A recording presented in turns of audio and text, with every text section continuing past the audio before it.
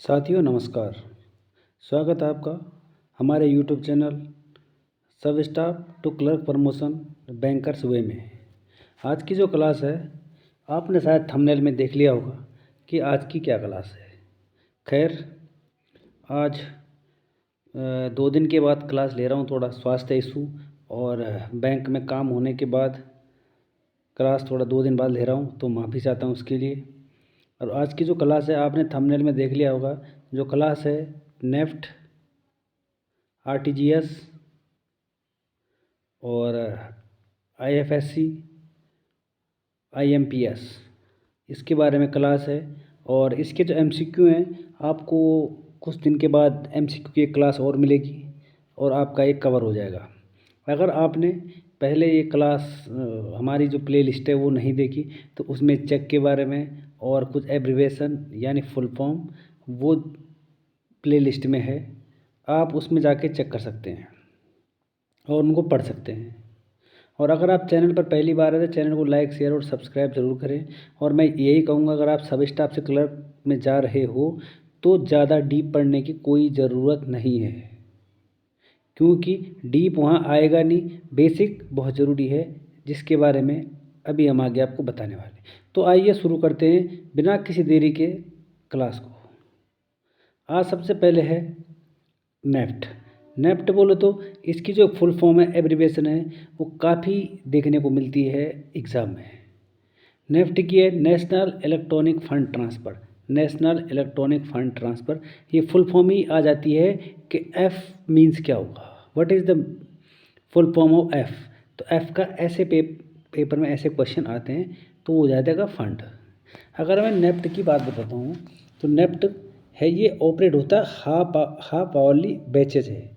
ऐसे ये जो नेफ्ट है ये हाफ आवरली बैचेज में ये ऑपरेट होता है। नेफ्ट के अलावा कोई भी ऐसा वो नहीं है कि जो हाफ आवरली बैचेज में ऑपरेट होता हुआ। अगर इसका मैं टाइम की बात करूं तो इसका टाइम है 24/7। आप कभी भी नेफ्ट कर सकते हैं। और ऐसे नहीं कि आप सैटरडे संडे को करेंगे जिस दिन छुट्टी होगी बैंक की, नहीं। हाँ, आप ऑनलाइन माध्यम से आप नेफ्ट कर सकते हैं। और ये 16 दिसंबर 2019 से लागू हुआ कि आप 24/7 सातों दिन आप नेफ्ट कर सकते हैं। और अगर मैं इसके जो बैचेस की बात कर लूँ तो एवरीडे, हर दिन 48 half hourly settlement are carried out during the day by RBI. RBI ने ये बोला है कि हर दिन 48 हाफ आवरली बैचेस होते हैं नेफ्ट में। आपको इतना ध्यान देना है कि खाली 48 हाफ आवरली कि मतलब बैचेज में नेफ्ट को ऑपरेट किया जाता है बस। और कितने 48। और इसको रेगुलेट करता है आरबीआई। आरबीआई ही नेफ्ट को रेगुलेट करता है। अगर इसकी मैं अमाउंट की बात करूं, इसकी मिनिमम अमाउंट की कोई लिमिट नहीं है और मैक्सिमम है सेलिंग फॉर ट्रांजैक्शन अमाउंट। इसमें कुछ अमाउंट थी वो मिस हो गई है, तो इसको मैं आपको करेक्शन करके बता दूंगा। अभी आगे चलते हैं। NEFT is only for fund transfer on behalf of the customer. ये जो नेफ्ट है ये खाली फंड कस्टमर के फंड ट्रांसफ़र हेतु बनाया गया है। इस नेफ्ट को आपको इंग्लिश पे ध्यान नहीं देना है, जो मैं हिंदी में बता रहा हूँ वो सीधे और साफ शब्दों में बताया जा रहा है कि NEFT is only fund transfer on behalf of the customer. क्योंकि सब स्टाफ होते हैं, थोड़ा सब स्टाफ आजकल इंग्लिश तो सबको आती है लेकिन थोड़ा समझने में दिक्कत हो जाती है। जो नेफ्ट है वो कस्टमर के फंड के ट्रांसफ़र के हेतु बनाया गया है। और अगर मैं इसके चार्जेस की बात करूं कि सॉरी, अगर मैं चार्जेस की बात करता हूं कि नेफ्ट पे चार्जेस क्या क्या होंगे, तो अगर मैं नेफ्ट के चार्जेस की बात करूं तो ये मैंने यहाँ पे एक कॉलम बना रखा है। अगर मैं इनवर्ड ट्रांजैक्शन की बात करूं जो हमारे इंटरनली बैंकों में होते हैं, बैंक अपने बैंक में, तो फ्री होते हैं। लेकिन अगर आउटवर्ड ट्रांजैक्शन होगा कि एक बैंक से दूसरे बैंक, तो अगर आप एक बैंक से दूसरे बैंक में होगा तो 10,000 से लेके 10,000 से ऊपर या 10,000 तक ₹2 प्लस जीएसटी यानी ₹2.5 प्लस जीएसटी लगेगा। अगर above to 10,000 to 1,00,000 ₹5 plus GST, और 1,00,000 टू 2,00,000 तो इसके लिए ₹15 प्लस GST, और अगर 2,00,000 से ऊपर है तो आपको ₹25 प्लस GST पेमेंट करना पड़ेगा। इसको याद करने की कोई रिक्वायरमेंट है नहीं वैसे, लेकिन फिर भी एक क्लर्क को ये चीज़ें पता होनी चाहिए, जो कि आप अभी बनोगे आगे जाके, शायद इसी बार आप बन जाओ अगर आप पंजाब नेशनल बैंक के एग्ज़ाम दे रहे हो तो। बाकी बैंकों का भी है, इंडियन बैंक का भी है, और अभी उसका तो हो गया, केनरा बैंक का तो हो गया। अगला है लेफ्ट सर्विस चार्जेस, नेफ्ट है, NEFT, NEFT service charges through internet banking. Internet banks की फुल फॉर्म है IBS, internet bank service, and mobile bank service MBS is nil. अगर आप नेफ्ट को इंटरनेट बैंक और मोबाइल बैंकिंग से करते हो तो इसका सर्विस चार्ज है नील। अगर मैं बात बताऊँ आपको Indo Nepal remittance through NEFT, अगर आप भारत और नेपाल के रेमिटेंस की बात करते हैं नेफ्ट के थ्रू, तो पहले इसमें 50,000 था। अगर आप ट्रांजैक्शन में 50,000 था नेफ्ट में, और अब उन्होंने 2,00,000 कर दिया। इंक्रीज द सीलिंग पर ट्रांजैक्शन फ्रॉम 50,000, पहले 50,000 था, अब उन्होंने 2,00,000 कर दिया है नेफ्ट में। तो दोस्तों ये थी नेफ्ट की बात। नेफ्ट की फुल फॉर्म बताई गई आपको। ये हाफ आवरली बैचेज में काम करता है। एवरी 48 हाफ आवरली बैचेज बनते हैं इसमें। मिनिमम लिमिट है नहीं। ये कस्टमर के ट्रांजैक्शन फंड ट्रांसफ़र के लिए बिहाफ से काम करता है। चार्जेस खास रिक्वायरमेंट नहीं है, लेकिन ये सबसे इम्पोर्टेंट है कि जो ये कि NEFT service charge through internet banking, इसमें कोई चार्ज नहीं लगता इंटरनेट बैंकिंग और मोबाइल बैंकिंग में। और ये इंडो नेपाल का नेफ्ट के बारे में है। अगर मैं आपको आगे बात करता हूँ तो आगे है RTGS की जो फुल फॉर्म मिलेगी आपको वो होगी रियल टाइम ग्रॉस सेटलमेंट। ये एब्रीविएशन मैं आपको पहले ही क्लास में बता चुका हूँ कि क्या क्या इसकी फुल फॉर्म है, ये मैं आपको पहले बता चुका हूँ। अगर मैं RTGS की बात करता हूँ तो इसमें RTGS is implemented by RBI। जो RTGS है इसको भी RBI ने इम्प्लीमेंट किया है, और जो नेफ्ट है इसको भी RBI ने इम्प्लीमेंट किया। इसका मतलब इसको RBI चलाती है, और इसको किया मार्च 2004 में with a view to make interbank payments more secure and fast. कि मतलब सर्विस तेज़ रहे और सिक्योर रहे, इसके लिए RBI ने RTGS real time gross settlement, इसकी फुल फॉर्म 101% आती है, तो इस पे थोड़ा प्लीज़ ध्यान दें। और इसको RBI ने 2004 में इसको इम्प्लीमेंट किया है। Each transaction is settled individually, हर एक जो ट्रांजेक्शन होगी वो सेटल इंडिविजुअली होगी। अगला है once the transaction is processed it is taken as final and invocable. ये बोल रहा है कि अगर आपने एक बार RTGS कर दिया है और वो प्रोसेस में है, फिर वो फाइनली कंप्लीट हो जाता है, आप उसमें दोबारा चेंजमेंट नहीं कर सकते।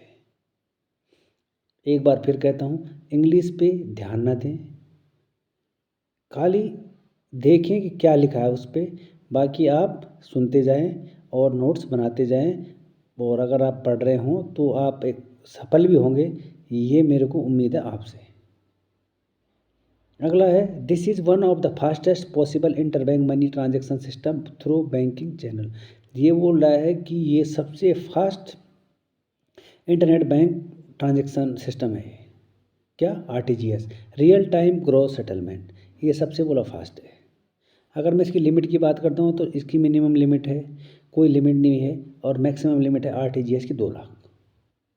ये लिमिट थोड़ा याद कर लेना कि कितनी लिमिट है RTGS की, तो ये 2,00,000 है। अगर मैं RTGS की फिर आपको बताऊं कि जो RTGS है, ये बोल रहा है कि RTGS आउटवर्ड मैसेज सेंड, ये भाई नहीं है। By the branches are following two types. ये पूरा आरटीजीएस को अगर आप टू टाइप में डिवाइड किया है, अगर आप किसी में ब्रांच को मैसेज भेजते हैं तो इसको टू टाइप में डिवाइड किया गया। पहला है एनसीपी, दूसरा है एनआईपी। अगर मैं एनसीपी की बात करता हूँ तो नॉर्मल कस्टमर पेमेंट इसकी फुल फॉर्म होती है। R41 the message to be sent on behalf of the customer in which is the debit account has to the customer account. ये बोल रहा है अगर ये जो एनसीपी है ना, इसमें कस्टमर का एक अकाउंट नंबर चाहिए और एक आईएफएससी नंबर चाहिए बस। एनसीपी का मतलब ये है कि नॉर्मल कस्टमर पेमेंट। इतना छोड़ देना आप, ये R41 को देख लेना, और ये कस्टमर और ये जो ब्रांच के बीच में है इसमें कस्टमर का अकाउंट नंबर चाहिए और आईएफएससी कोड चाहिए इस एनसीपी में। अगर मैं आपको एनआईपी की बात बताता हूँ ना, एनआईपी भी सेम नॉर्मल इंटरबैंक पेमेंट है। ये तो कस्टमर के साथ है, ये इंटरबैंक है। इसमें R42 इसको भी याद करने की जरूरत नहीं। The message to be send by the bank for interbank remittance purpose in the type of message debit account can not be a customer and it is. ये खाली ऑफिस का अकाउंट होता है, ठीक है। इसमें किसी के अकाउंट की ज़रूरत नहीं होती, इसमें खाली बैंक का आईएफएससी कोड चाहिए एनआईपी में।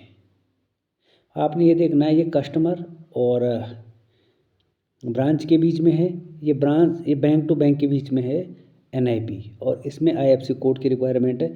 इसमें कस्टमर का अकाउंट नंबर और बैंक का आईएफएससी कोड चाहिए होता है। बस ये समझना आपने। आरटीजीएस जो आउटवर्ड है कि मतलब बाहर दो टाइप का होता है, एक एनसीपी और एक NIP. NCP customer to bank और एनआईपी बैंक टू बैंक। इतना समझना है, ज़्यादा समझने की कोई रिक्वायरमेंट है नहीं वैसे।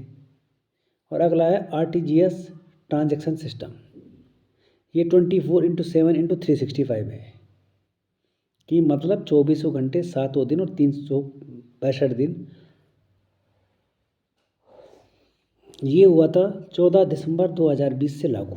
ये पहले नहीं था आरटीजीएस का, ये 14 दिसंबर 2020 से लागू हुआ है कि आप किसी भी टाइम आरटीजीएस कर सकते हैं। RTGS service charge through internet banking same mobile banking service is nil. जैसे नेफ्ट में इंटरनेट बैंकिंग और मोबाइल बैंकिंग में सर्विस चार्ज नील था, वैसे आरटीजीएस में भी ये नील है, सर्विस चार्ज नील है। तो दोनों में नील है, दोनों को आरबीआई इम्प्लीमेंट कर रही है। ये चीज़ ध्यान देना कि इसमें आता है कि इनमें से किसको आरबीआई इम्प्लीमेंट नहीं करती, तो उसमें ऑप्शन आ जाएंगे नेफ्ट, आरटीजीएस, आईएफएससी जो भी होंगे, तो आपको उस पर थोड़ा ध्यान देना पड़ेगा। आगे चलते हैं फिर। अभी आज की क्लास बहुत इम्पोर्टेंट है, एक तो नॉर्मल वे के लिए भी, अगर आप एक बैंक कर्मचारी हो तो आपको इसके बारे में जानकारी होनी चाहिए।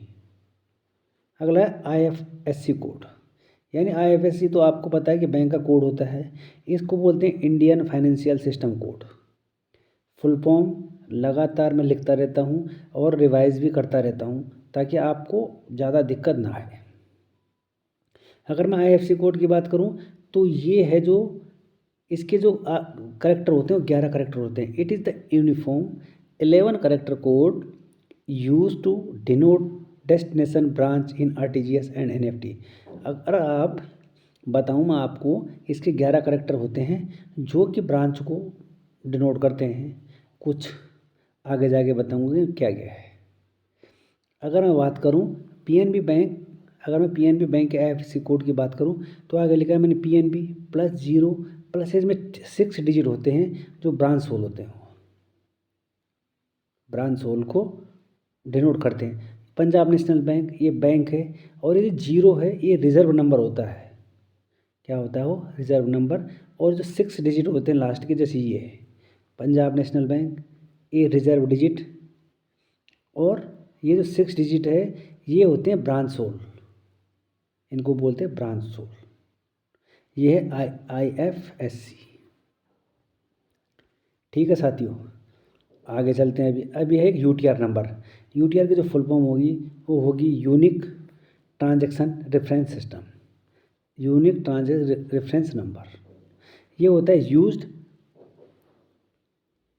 RTGS and NFT position track. ये होता है जो हम आरटीजीएस करवाते हैं और नेफ्ट करवाते हैं, और हम ये चाहते हैं कि भाई हमारा आरटीजीएस और नेफ्ट क्या मतलब क्या प्रोसेस में चल रहा है उसका, तो उसकी पोजीशन को ट्रैक करने के लिए ये यूटीआर नंबर होता है।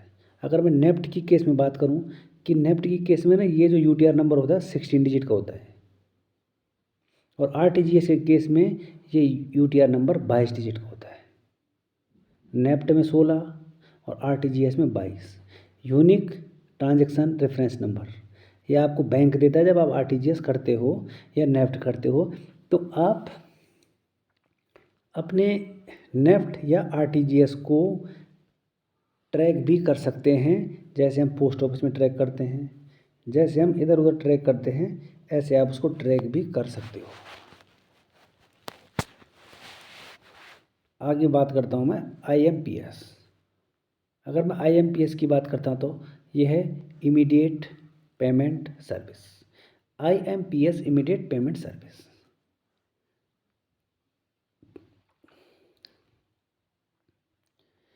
A real time interbank electronic fund transfer, ये भी same 24/7 into banks and customer one of the other bank on real time. ये भी सेम है कि इतने घंटे इतने दिन ये चीज़ आप कर सकते हो। आईएमपीएस अगला है इट वाज लॉन्च्ड। हाँ, सबसे इम्पोर्टेंट इसमें ये वाली लाइन कि आईएमपीएस को 2010 में लॉन्च किया था, और इसको किया था एनपीसीआई ने, national payment corporation of India. अगर मैं बात करूं नेफ्ट आरटीजीएस इनकी बात करूं तो इनको आरबीआई ने लॉन्च किया था, लेकिन आईएमपीएस को एनपीसीआई ने या नेशनल पेमेंट कॉरपोरेशन ने 2010 में इसको लॉन्च किया था। अब आईएमपीएस कितने प्रकार की होती है? आईएमपीएस होती है टू टाइप की। आईएमपीएस टू टाइप की होती है। पहले P2P यानी पर्सन टू पर्सन। अगर मैं पर्सन टू पर्सन की बात करूं तो इसमें MMID, इसकी फुल फॉर्म आती है MMID, mobile money identifier and mobile number required. अगर मैं पर्सन टू पर्सन की बात करूं आईएमपीएस में, तो इसमें आपको एक मोबाइल नंबर की रिक्वायरमेंट होती है, ठीक है, और एक MMID की रिक्वायरमेंट होती है, मोबाइल मनी आइडेंटिफायर की रिक्वायर होती है पर्सन टू पर्सन में। अगर मैं बोलूँ पर्सन टू अकाउंट, इसमें खाली एक अकाउंट नंबर और एक IFSC कोड की रिक्वायरमेंट होती है। आईएमपीएस टू टाइप का होता है, एक पर्सन टू पर्सन जो मैं आपको बता चुका हूँ, और एक पर्सन टू अकाउंट। अगर मैं पर्सन टू पर्सन की बात करूँ, इसमें MMID मोबाइल मनी आइडेंटिफायर और मोबाइल नंबर की रिक्वायरमेंट होती है, और ये 7 डिजिट का होता है। 7 डिजिट का एक यूनिक नंबर होता है, और इसे इशू करता है बैंक। अगला है पर्सन टू अकाउंट यानी आदमी से खाता। Account number and IFSC code required. इसमें खाली अकाउंट नंबर और IFSC कोड की ही ज़रूरत है बस। और इसकी जो मैक्सिमम लिमिट है आईएमपीएस की, वो है 5 लाख फॉर ट्रांजैक्शन के लिए, और मिनिमम इसमें 1 रुपये शायद, मिनिमम कहीं लिखी नहीं होती, लेकिन मैंने कहीं पढ़ा था कि इसकी मिनिमम लिमिट 1 रुपये है। अभी जो बात करते हैं, अभी हमने ऊपर से नेफ्ट, आरटीजीएस और आईएमपीएस पढ़े हैं इसके बारे में। अब ये पूरा आपने ये पढ़ा है बस खाली, ये जो कंक्लूजन है पूरा, ये आपने पूरी जो रामायण पढ़ी है वो इसकी रामायण पढ़ी है कि अगर अमाउंट के बेस पे क्या है, सेटलमेंट के बेस पे क्या है, टाइम क्या होता है, और ऑर्गेनाइजेशन या कौन इसको लॉन्च करता है। ये चीज़ें आपने अभी तक पढ़ी है जो इस टेबल के अंदर है। तो जितना भी आपने पढ़ा ये इस टेबल के अंदर आपने पूरा ऊपर से समझ लिया, तो इस टेबल को समझना ज़्यादा मुश्किल नहीं है। अगर मैं नेफ्ट की बात करता हूँ तो इसमें अमाउंट की बात करता हूँ, मिनिमम कोई लिमिट नहीं है और मैक्सिमम कोई लिमिट नहीं है नेफ्ट की। अगर मैं आरटीजीएस में बात करूँ, मिनिमम 2 लाख और मिनिमम कोई लिमिट नहीं है आरटीजीएस में, और आईएमपीएस में मैक्सिमम 5 लाख है, मैं यहाँ भी आपको बता चुका हूँ। अगर मैं सेटलमेंट की बात करूँ तो ये हाफ आवरली बैचेस बनते हैं। इसमें नेफ्ट में हाफ आवरली बैचेस 48 बनते हैं और आरटीजीएस में रियल टाइम ग्रॉस सेटलमेंट है और आईएमपीएस भी रियल टाइम। अगर मैं टाइम की बात करूँ तो ये 24/7 24/7 24/7 काम करते हैं। और इसको कौन ऑर्गेनाइज करता है, किसने लॉन्च किया इसको? आरबीआई नेफ्ट को। ज़रूरी है बहुत आरटीजीएस, आरबीआई और जो आईएमपीएस है उसको NPCI national payment corporation of India ने इसको लॉन्च किया है और वो इसको चलाती है। तो आज की क्लास में आपको मैंने क्या क्या बताया? अगर मैं आपको यहाँ पे बताऊँ, सबसे पहले मैंने आपको बताया था नेफ्ट, फिर आरटीजीएस, उसके बाद आया था आपका आरटीजीएस के बाद आईएफएससी, और आईएफएससी के बाद एक बीच में यूटीआर भी आया था जो इसमें कोड होते हैं, और उसके बाद आया था आईएमपीएस। टेबल के माध्यम से बता दिया इसको आरबीआई और इसको एनपीसीआई। ठीक है, बाकी क्लास आज थोड़ा लंबी हो गई है तो इसके लिए मैं क्या कह सकता हूँ, क्योंकि आज की क्लास बहुत अच्छी क्लास आज। और अगर हाँ दोबारा एक बार फिर आपसे गुजारिश है कि चैनल पर पहली बार है तो चैनल को आप सब्सक्राइब नहीं करते और देखते हैं, और मेरी मेहनत ऐसे ही आपके लिए मेहनत करता रहता हूँ। तो चैनल को लाइक शेयर और सब्सक्राइब ज़रूर करें ताकि आपको ऐसी ही वीडियो आपको मिलती रहे, क्योंकि तो टाइम नहीं मिल पाता इसलिए क्लास को मैं कंटिन्यू नहीं कर पाता। तो फिर और ज़्यादा डीप पढ़ने की कोई ज़रूरत नहीं है, ऊपर ऊपर पढ़ें ताकि आपको बेसिक ही ज्ञान हो। अगर आपने बड़े स्केल 1 2 3 4 लेवल का पढ़ लिया तो फिर कोई फ़ायदा नहीं है, एग्ज़ाम में आएगा नहीं, आपका पढ़ के कोई फ़ायदा नहीं है।